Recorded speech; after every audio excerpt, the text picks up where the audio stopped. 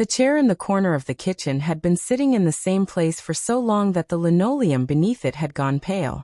A small worn circle, smooth against the older pattern around it.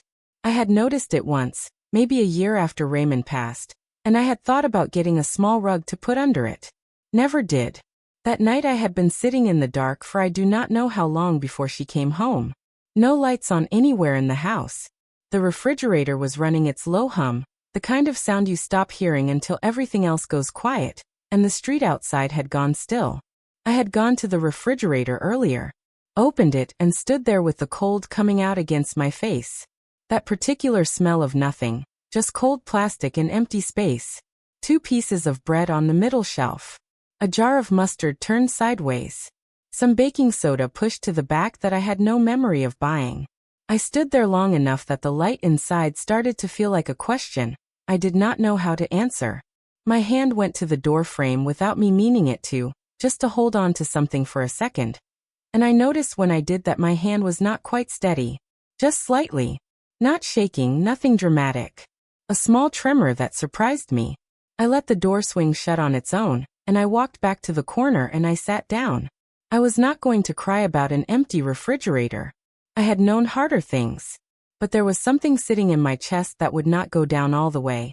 And I did not feel like fighting it, so I just let it stay there with me in the dark. The refrigerator hummed. Then I heard her key in the lock. Her heels came across the front room floor, and then they stopped. She stood in the doorway. I could not see her face, but I could feel her trying to figure out what she was looking at. Mom. The kitchen was quiet. She said it again a little softer. Mom. I did not answer. And then after a long moment, why is there no food in this house? Her voice was low and careful. The kind of careful that means a person is still deciding how to feel about what they are seeing. I sat there. One breath. Another. Then I said, because there is not any. It was not an answer. We both knew that.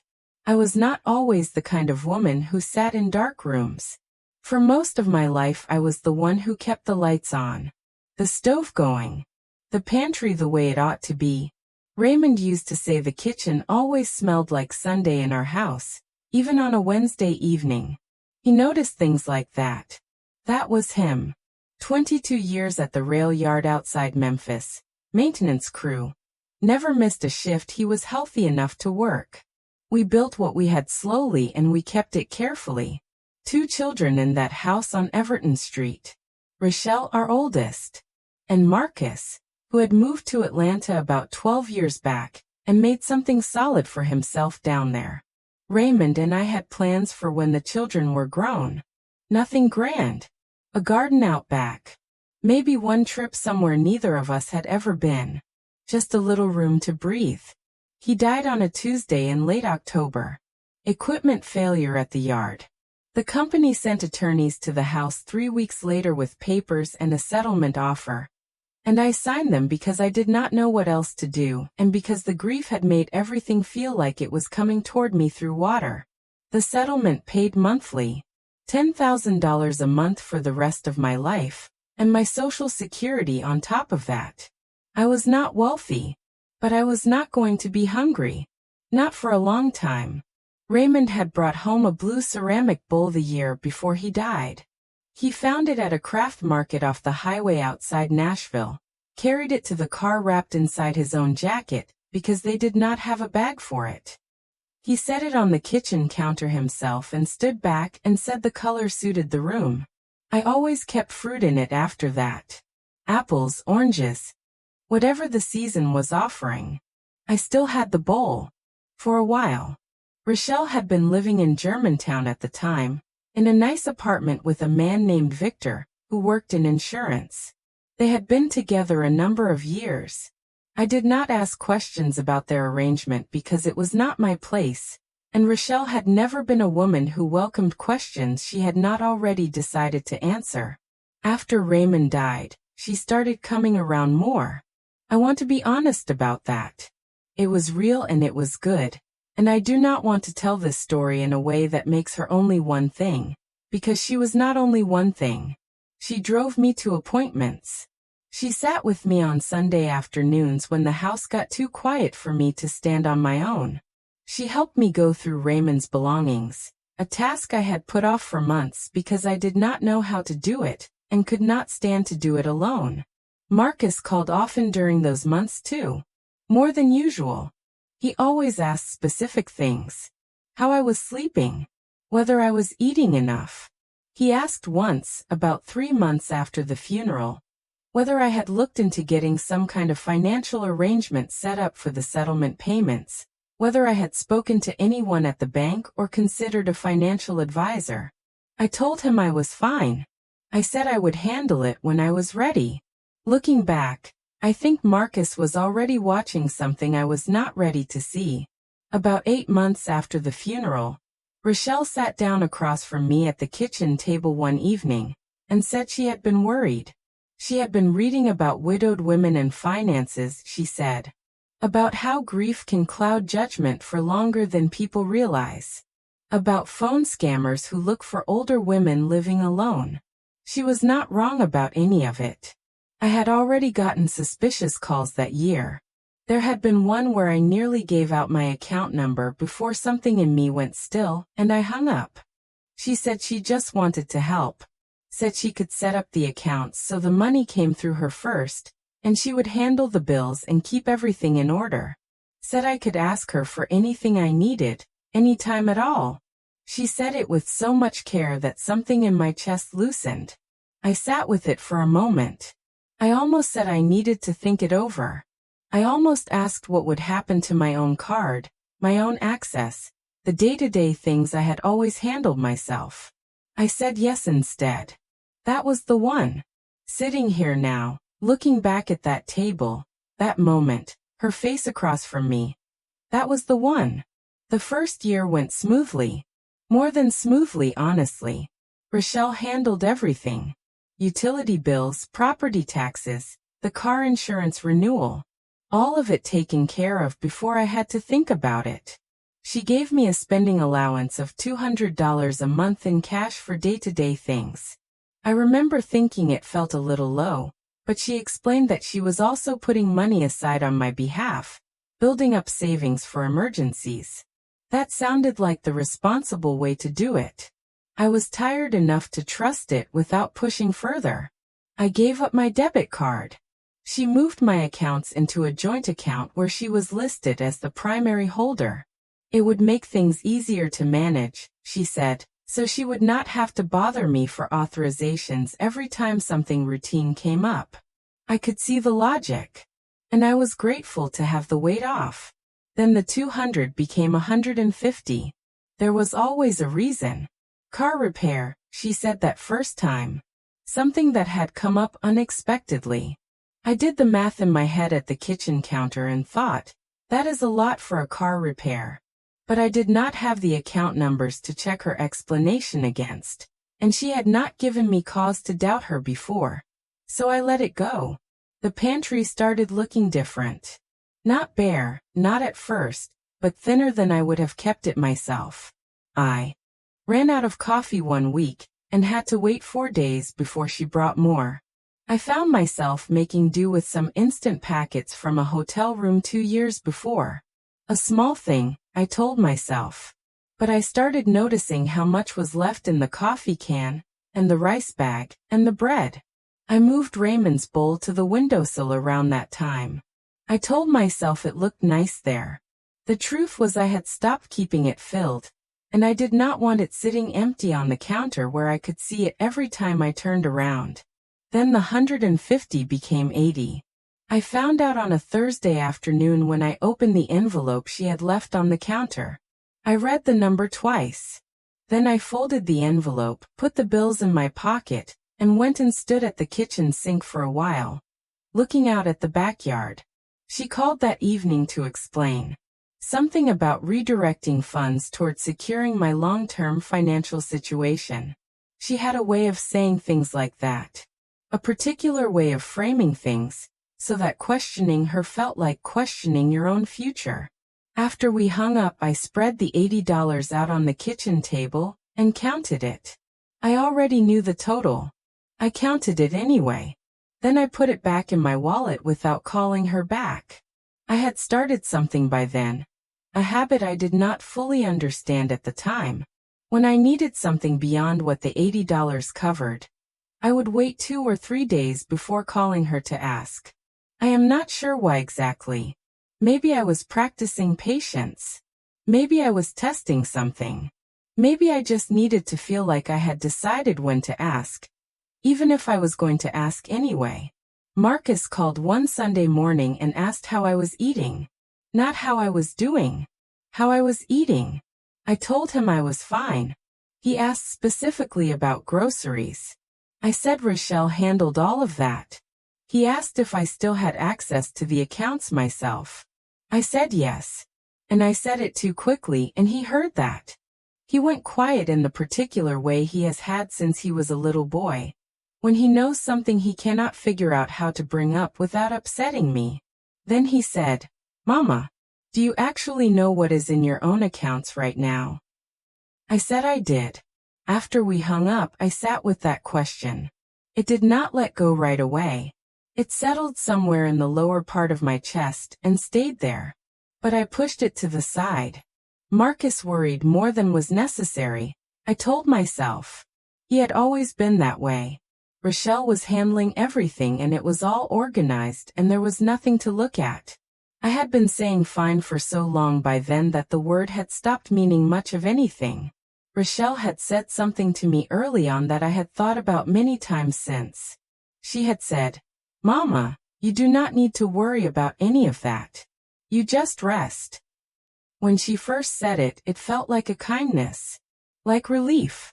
Like someone taking something heavy from you that you had been carrying since the funeral, without realizing the weight had not changed. But I thought about it differently now. There is a kind of resting that is really just not looking at something. I had been doing that kind of resting. By the second year I had stopped asking Rochelle about the accounts entirely. I had asked twice. The first time she explained things patiently, though with a distance to it. The way a doctor explains something to someone who does not have the background to fully follow along. The second time she got a look on her face that I cannot entirely describe. Not anger. Just a kind of tired disappointment that made me feel like the problem in the room. I stopped asking. When I needed something beyond the $80, I called and asked for it. And I learned to call early enough and to ask small enough that she would not sigh on the phone. A sigh is not a big thing. But when you are the one calling and the one always needing, it adds up in ways you do not notice until you are already measuring your requests by whether or not they are worth a sigh. I started watching her face in the grocery store on the occasions she took me. I would go in knowing what I needed, and I would find myself putting things back before we reached the register. Not because she told me to, because I had learned to read her without her saying anything at all. I kept a notepad by the kitchen phone. Not a list of what I needed. A record. Dates and amounts. What I had asked for, and how long before it arrived. I wrote it all down in my careful handwriting, and I told myself I was just keeping track, the way responsible people do. But I knew what I was doing. Victor had left Rochelle sometime around then. Marcus mentioned it carefully. The way he handled things he was not sure I was ready to hear. She never told me directly. I thought about what she might have been carrying during those 2 years. What I would never fully know. I say that not to excuse anything. I say it because I want this to be the full picture. Not just the parts that placed me in the victim's chair. The night she found me, I had been sitting in the kitchen since about 6 in the evening. I had gone to the refrigerator around 5:30, looking for something to put together for dinner. The cold air came out when I opened the door. That flat smell of empty space. 2 slices of bread. A jar of mustard on its side. Baking soda on the back shelf that I could not remember buying. The pantry had 1 can of soup and half a box of grits. I stood there in the refrigerator light longer than I needed to. My hand went to the counter without me deciding to put it there. I noticed when I did that my hand was doing that thing again. That small unsteadiness. A tremor so small it would not mean anything to anyone else. But I felt it. I let the door close and I turned off the overhead light, and I went and sat down in the corner chair. Something in my throat was tight. I was not going to cry, but something was in the way of my breathing and I had to work around it.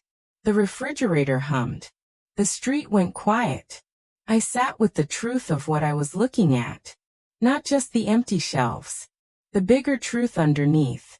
That I had walked into this. One small decision at a time. One question I did not ask, one answer I did not check. One thing I put off until the putting off became its own answer. And now I was a woman sitting in the dark in her own house who would have to ask her daughter's permission to buy groceries. I folded my hands in my lap. Then her key came in the lock. Her heels across the front room. Then stopping. She stood in the doorway, and I let her stand there for a moment before either of us said anything. Mom. Quiet. Mom. Why is there no food in this house? I did not answer right away. I let that question sit in the room between us and breathe. Then I said, because there is not any. She came in and turned on the small light above the sink, just that one, and stood with her purse still on her arm and looked at me. Mama. She said it flat. Certain. You get $10,000 a month. She said it the way a number is meant to end a conversation. Then her phone went off in her purse. She looked at it, and I saw something move across her face. Not guilt. Irritation was closer to it, like I had become a complication in the middle of a day that had otherwise been going just fine. She stepped into the front room to take the call. I sat still in my chair. I could hear the tone of her voice shift when she got in there, that easy, unhurried voice she used with people she was comfortable with, people who already knew the situation. Then I heard her. She does not even know what is in her own accounts. I did not move. I control every dollar she gets. A pause. Laughter from the other end of the phone, or a voice. I could not make it out. Trust me, she said. And she laughed a little herself. Not mean. That was the part one could not stop returning to later. There was nothing mean in it. Just ease. Like this was simply a fact about her life. The same as any other fact. Something she had never once thought to be ashamed of. I sat in the dark kitchen with my hands folded in my lap. Raymond's blue bowl sat on the windowsill and caught a little of the light from outside. Empty. The same way it had been for so long I had almost stopped seeing it as something that was supposed to have anything in it. I do not know how long she was on that phone. It felt long. I kept my breathing steady. I did not get up. I just sat with what I had heard and let it settle all the way to the bottom of me, because I was not going to come out of that chair until I knew exactly what I was getting up to do. She came back into the kitchen still holding her phone. She looked at me. I looked at her. Something in my face told her I had heard. The ease shifted just slightly. She tilted her head the way she has done since she was a little girl when she is deciding how to handle something. And then she smiled. Not warmly. Patiently. The kind of smile a person gives when they do not believe you can do anything to them. She set her purse on the counter. She crossed her arms. And then slowly, she reached up. The first earring came off. She held it between her fingers for a moment. Those gold hoop earrings she had worn since she was in her 20s, and then she set it down on the counter. Then the second one, right beside the first. She lowered her hands, and stood there. I had grown up watching women do that. I had known what that motion meant since I was old enough to be in rooms where it happened. It meant that whatever was coming was serious enough that you did not want to risk losing something you cared about in the middle of it. My daughter was standing in my kitchen. In my house. In the house her father worked himself into the ground for 22 years for. And then died before he ever got to rest inside of. And she had taken her earrings off. She was getting ready. I want to tell you honestly what happened inside me in that moment, because I think it matters and I do not want to get it wrong. It was not anger.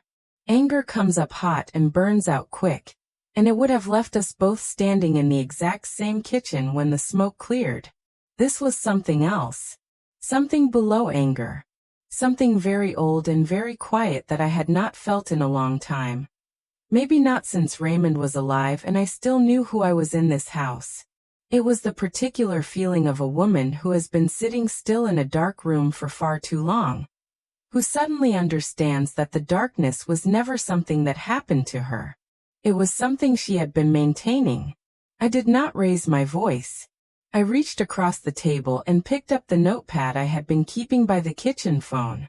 8 months of dates and amounts. Every request, every delay, every time I had asked and waited. I set it on the table between us. I looked at my daughter. I said, "Sit down, Rochelle." She did not sit right away. She stood there with those earrings on the counter beside her, and she looked at me, and I watched her doing the math of the situation. Then slowly, she pulled out the chair across from me and sat down. I let the room be quiet for a moment. Then I told her I had heard what she said on the phone. She did not look away. She said, "Mama, I have been managing everything for 2 years. Everything. Do you understand how much that is?" I did not say anything. "I kept this house running," she said, quieter now. "I kept everything running." I slid the notepad across the table toward her. She looked at it. Then back at me. I told her to look at it. I told her I had been keeping that record for 8 months. Every date. Every amount. Every request and how many days before it was answered. She looked down at the notepad. The room stayed quiet. And then I told her that Marcus had reached out to a bank attorney in Atlanta 4 weeks earlier. Not because I had asked him to. Because he was his father's son. And his father had never once in his life looked the other way from what was his family's. Something moved across her face. She had not known.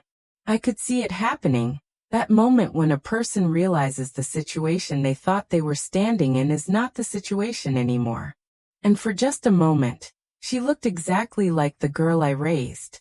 Not the woman who had been managing my money and my asking and my careful small requests.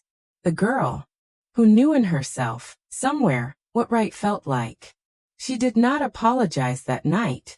Not fully. The real kind of apology does not come out whole the first time. It comes in pieces, later, after a person has had enough time sitting alone with themselves to mean it. But she stopped talking. She picked her earrings up from the counter, and she put them back in. One then the other. And I sat there and watched every second of it. I want to say something honest about what I am responsible for in this. I signed those settlement papers without a lawyer. I handed my accounts over because I was tired and grief makes you want to put down whatever is heaviest. I stopped asking questions because asking started to feel like accusing, and I did not want to be that kind of mother to my own daughter. I kept that notepad for 8 months and did not do anything with it. Marcus asked me directly, and I told him I was fine. I am not telling this story to be only the victim in it. I made choices that made this possible, one at a time, and I live with that, and most days I can sit with it without it costing me too much. Marcus flew up from Atlanta the following weekend. We sat with an attorney he had found, and we went through what could be untangled. About 6 weeks in full. I will not say the number out loud. It is enough that there was a number, and that it was recoverable. Rochelle and I did not speak for about 3 months. Then she called. I answered. We have been making our way back toward something since then, slowly, the way mothers and daughters do when there is still love underneath all the damage. Some days when we talk, it feels like something is healing between us. Some days I hang up the phone, and I am not quite sure what we are to each other anymore. I think that might just be the honest answer. Some things do not resolve in a clean way. They keep going and you keep going alongside them. My accounts are in my name now. Just mine. My card is in my wallet. I do my grocery shopping every Thursday morning. The chair in the kitchen corner is still there. The linoleum beneath it still has that pale worn circle. I have thought about replacing it more than once. I have not done it. I want to be able to come into my kitchen and look at that worn-down place and remember. Not as a punishment. Just as something I want to stay honest about. The blue bowl is on the counter now. Right at the center of it, where I can see it from anywhere in the room. Raymond brought that bowl home wrapped inside his own jacket, careful all the way from Nashville, and he set it on the counter, and said the color reminded him of early morning, before the heat comes up and changes everything. I keep it filled now, not because anyone told me to, not to prove anything to anyone, because it is mine to fill, and I remember that now, and I do not intend to forget it again. My name is Odessa, and I am 64 years old. If this story found you tonight, and it sat with you in some way, I would be glad for you to stay a while. There are more stories here. I am grateful for every person who comes and listens. If you are new, welcome. If you have been here before, thank you for coming back.